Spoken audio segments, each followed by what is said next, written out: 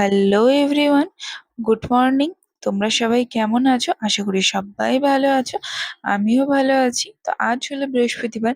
আর বৃহস্পতিবারের সকালটা ছিল কিছুটা এরকম। সকাল থেকেই মেঘের মুখ ভার। তারপরে আমি বাড়িতে এসে ফ্রেশ হয়ে নিজের জন্য একটু চা বানিয়ে আর কালকের কিছু বাসি লুচি ছিল সেটাই নিয়ে নিয়েছি। তারপরে আমি সেগুলো খেয়ে ছেলেকে এখানে এখন পড়তে বসিয়েছি। ওর কাল থেকে এক্সাম, তাই জন্য আজ স্কুলে যাইনি, বাড়িতেই পড়তে বসেছে। তারপর আমি বাইরে এসে নিজের কিছু বাসি কাজবাজ ছিল সেগুলোকে সেরে নিচ্ছি। আমি এখানে এখন জামা কাপড়গুলো মেলে নিচ্ছি, কারণ আজ বাইরে তো বৃষ্টি পড়ছে। তাই ঘরের মধ্যেই যতটুকু জায়গা হয় ততটুকুর মধ্যে আমি এখানে মেলে নিচ্ছি। তারপরে দেখো, আজ যেহেতু বৃহস্পতিবার, তাই বাঙালিদের তো সবার ঘরে জানোই লক্ষ্মী পুজো হবেই। তাই জন্য মা এখানে ছাতা নিয়ে চলে এসছে ফুল তুলতে।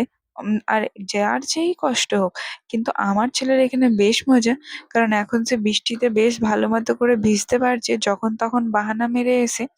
তো তারপরে আমি এখানে ঘুগনি আর মুড়ি নিয়ে খেতে বসে গেছি। খেতে না খেতেই এখন আমার একটা ফোন এলো যে আমি যে পার্সেলটা অর্ডার করেছি সেটা চলে এসেছে। যে পার্সেলটাই আমি এখন আনবক্সিং করছি। আমি এখানে অর্ডার করেছিলাম একটা চপিং বোর্ড। আগেকার চপিং বোর্ডটা আমার একদমই নষ্ট হয়ে গেছে, সেটা ছিল প্লাস্টিকের মধ্যে। আর এবার নিয়েছি আমি একটা প্লাইয়ের মধ্যে। দেখো কেমন হয়েছে বলবে আমাকে, আর কম বাজেটের মধ্যে খুবই ভালো। তারপরে আমি চলে গেছিলাম রান্নাঘরে। তারপর রান্না বান্না হওয়ার পরই এখানে আমি এখন চলে এসেছি, ছেলেকে স্নান টান করিয়ে নিয়েছি। স্নান করিয়ে এখন আমি পরিয়ে নিচ্ছি জামা জামা প্যান্ট। তারপরে আমি ওকে চুল টুল আঁচড়ে দিচ্ছি। আমার সারাদিনের মধ্যে সব থেকে ঝঞ্ঝার কাজ এটাই লাগে যে এই স্নান করানো, কারণ সে প্রচুর দুষ্টুমি করে। তারপরে আজকে আমি রান্নাঘরে চলে এসে তার খাবার বেড়ে দিয়েছি। তো আজকে আমি রান্না করেছিলাম নিরামিষ, সাদা ভাত, টমেটো আলু পোস্ত, আর বিউলির ডাল, আর পেঁপে ভাজা, আর ভেন্ডি ভাজা। আর বাড়িতেই ছিল আমের আচার, সেটাও দিয়ে দিয়েছি। তারপরে এখন আমি ঘুমিয়ে পড়েছিলাম। ঘুম থেকে উঠেই তো এত বৃষ্টির মধ্যে আমার ভাজাভুজি খেতে ইচ্ছে করায় বা আমি প্রথমেই ভাবলাম যে চলো কিছু নিমকি বানানো যাক।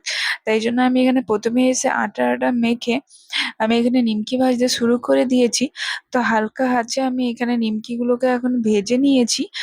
দেখো কি সুন্দর হচ্ছে নিমকিগুলো। তারপর নিমকিগুলো করার পরই তো রাতের খাবারের চিন্তা।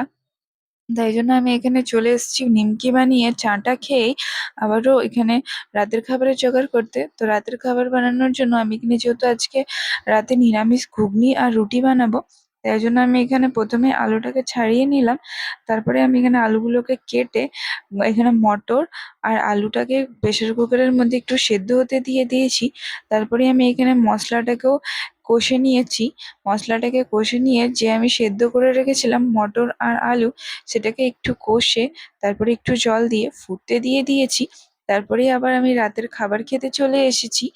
আজ রাতের খাবারে ছিল রুটি, বোঁদে, আর নিরামিষ ঘুগনি। তো ভিডিওটা কেমন লাগলো? ভালো লাগলে একটা লাইক করে দিও। বাই, দেখা হচ্ছে পরের ভিডিও।